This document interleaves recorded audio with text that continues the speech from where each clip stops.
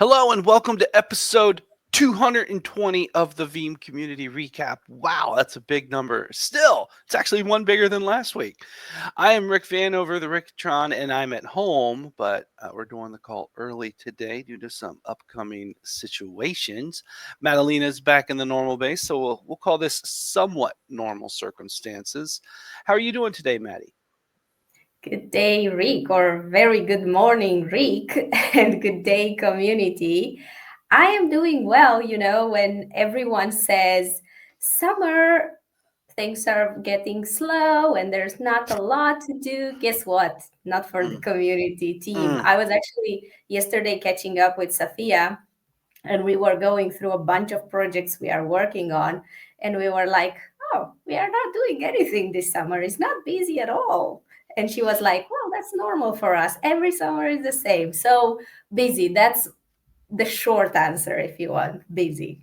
But good. You know, Good. eh, I feel bad, Maddie, because I take more vacation than anybody on the team. I truly do. That's good. That's good. Last You're year, busy as well. well, but yeah, I'm busy, but I also feel like I do a lot on the team, right? Last year, I'll be fully transparent. I took 7.5 weeks of vacation. It's a That's lot, awesome. But it's good. I mean, and compared yeah, to how much you are doing for the team and how much, sometimes even when you are on vacation, you are actually working because you are replying to emails and you are replying to us, you are on Teams. So well, they're I paying think it's me anyways. I might as well work. No, I exactly. had a So, boss tell me that once. Well, we're paying yeah, you anyways. You yeah, work a lot too, Maddie, but you take vacations too. I don't know how much you take, but you take good vacations too. So yes. When I take like a good 2 weeks of vacation so I can just relax. So that's good. yeah, But yeah. yeah, It we're almost going to have this takes busy me summer. like yeah, it almost takes me a few days to get into vacation. Like it takes a few vacations to truly enjoy, or a few days of vacation to truly enjoy it. Like 3 days to kind of turn off. Like more than a weekend. You need more than a weekend to kind of turn off, if that makes any sense. But Yeah. anyways, I may or may not have vacation on the mind because I'm on vacation tomorrow. So that's why I'm all about vacation. But you are right, Maddie. We are super busy in the community. You ready to jump in? Yes, let's do it. I'm excited for the content today. Let's talk about Yeah, we it. have good spread, normal spread. We're going to have a normal show. We're not going to go crazy and bonkers with any amount of content or special department because we're also recording a day earlier than we normally do. And first up is Chris McDonald out of Canada about protecting app registration secrets and certificates with an Entra ID. What caught your eye on this, Maddie? Yeah, first of all, I was actually talking to Chris the other week, I think, and he said he's planning to be more active in the community, which is great because I think he creates some amazing content. So I'm happy about that. But yeah, he's discussing Azure app registrations, backup and recovery, and just trying to answer a question that he gets in different conversations with Veeam customers. And that is, how does Veeam handle secrets and certificates that are embedded with these registrations? And he says Veeam is actually designed to capture and protect critical identity configurations, including app registrations, users, groups, role assignments, and so on and so forth. However, due to Azure platform limitations, sensitive material like secrets and certificates must be handled through complementary secure practices like Azure Key Vault or a credential manager. And in this respect, he discusses the client secrets that in app registrations are treated similarly to passwords. And if the secret is lost or needs to be restored, Veeam can restore the app registration and its structure, but the secret itself must be manually or programmatically recreated and then securely reassociated with the application. And then he says when it comes to certificates, they are added to app registration and are not stored in a retrievable format once uploaded. And in a restore scenario, Veeam can actually get this app registration itself and alert you to re-add the required certification. And then you need to re-import the original certificate manually or via script. And I really like how he details on how Veeam handles those. You can see there are like some bullet points in there for both certificates and client secret. And then there is one exception to the limitations above. If an app registration is deleted but still within the Entra ID recycle bin, it can be fully restored. Do you have any thoughts on that one, Rick? Well, I think this is really good because these are the big questions that a lot of organizations are going to have when they start protecting Entra ID. And by the way, you should be protecting Entra ID. But the other thing I really like that Chris has here is that he has a view both for Veeam Data Cloud and Veeam Backup and Replication. Both the different ways we can protect this service. Mhm. He's got a look at this area here. So, Chris, this is good stuff. Thank you. And I think this is like 2 times in the month we've been calling your name, and I hope that it happens again. Yeah, and all good stuff. Super interesting things that I don't think we talk much about at the Community Hub. So, fantastic job. Looking forward to the next one, Chris. Indeed. Thank you. Now, this was a really cool pick of yours, Maddie. I was actually just in the Community Hub Friday, and there was someone who had a question, and they had a very bad thing happen to their environment, and they were able to drive their recovery, which is good. And those of you who know what I'm talking about saw that chat. It ended well. But the new NIST Zero Trust Architecture publication has been put out for June. So Zero Trust is definitely a good thing and all. But what caught your eye here from Marco? So yeah, this is basically a new release, as the title says, right? June 2025. And this NIST Zero Trust Architecture document breaks down how today's security can't just rely on trusting everything inside your network anymore. Because, of course, with the cloud and mobile, remote user, things are way more spread out, right? So it kind of pushes for a newer trust, never trust, always verify mindset using strict access and identity checks. And it gives you 19 real life examples of how to actually do this with existing tech. And what they are trying to do in here, I think, is moving away, from the old school like firewalls to just smarter and more flexible security. And I think it's very important for each of us to go over these changes and understand how is this affecting our way of doing things within our business, because I think it does directly or indirectly affecting us all the businesses that we are working for. So um, great stuff in here, and thank you, Marco, for sharing it. Yeah, indeed. I mean, Zero Trust is a mindset. It's not so much of a product. And Zero Trust also has a heavy network slant to it. But they're smart. They know that people are going to come in from the coffee shop, right? It's not all brick and mortar network and stuff like that. So I agree that Zero Trust is still a very important part. And then especially when we think about Zero Trust data resiliency, which is we promoted that a lot last year. I should probably, especially with the one discussion that really customers save their data because of it, we should probably Mhm. come back around to that. So thank you, Marco. Yeah.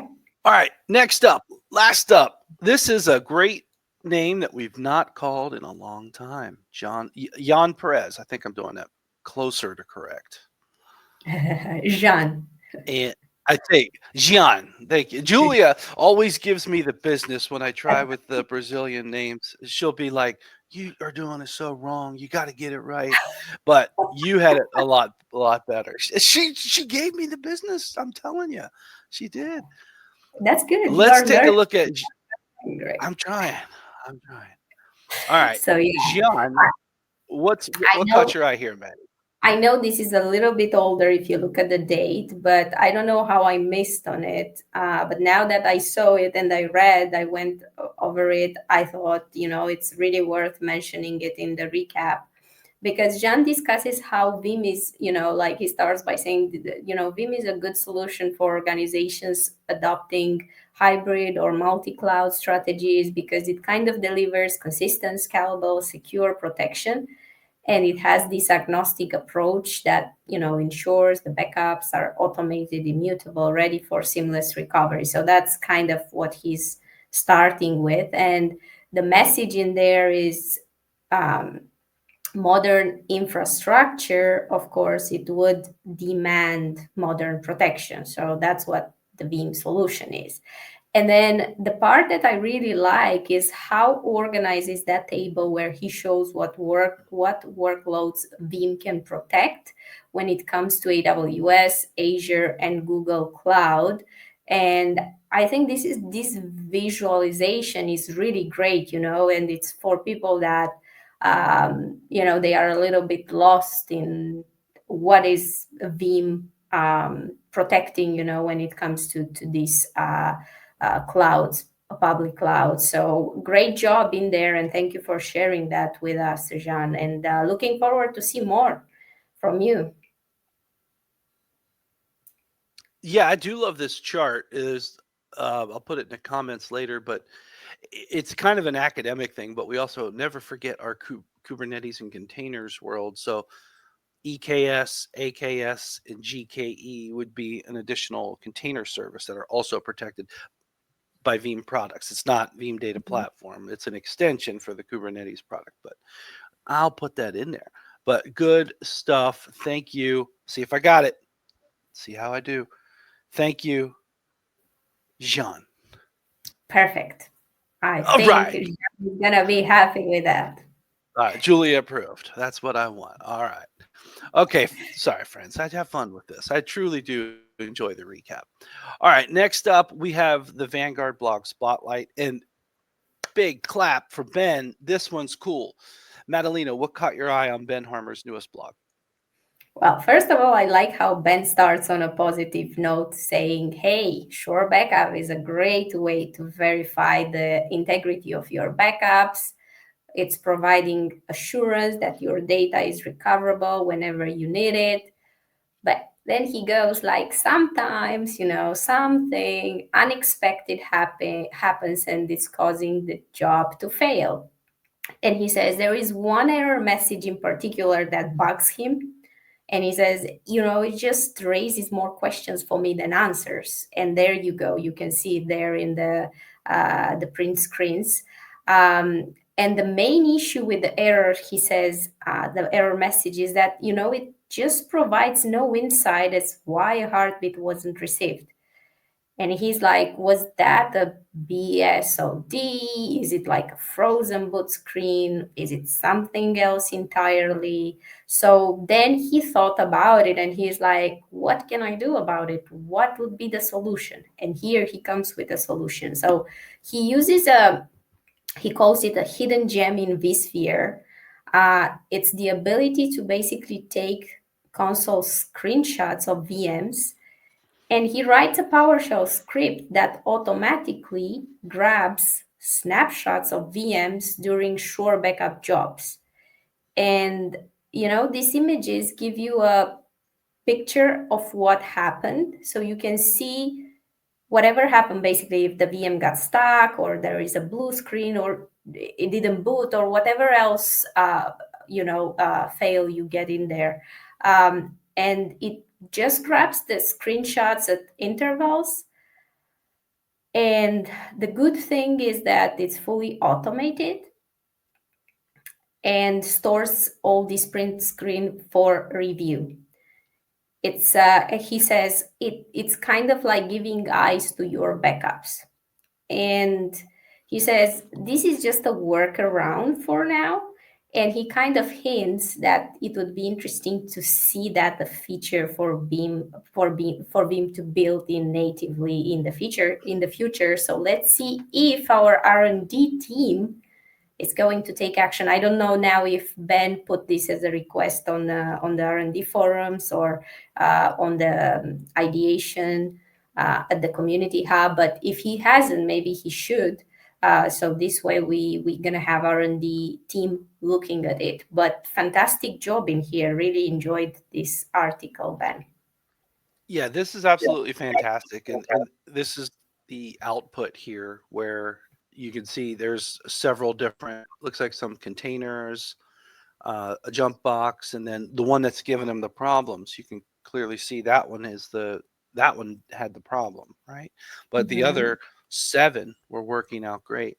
Yeah, that's the first thing I'm thinking, Maddie, is productize something like this. But no Mm-hmm. guarantees on the recap. But I will be picking this one up and throwing that over for sure.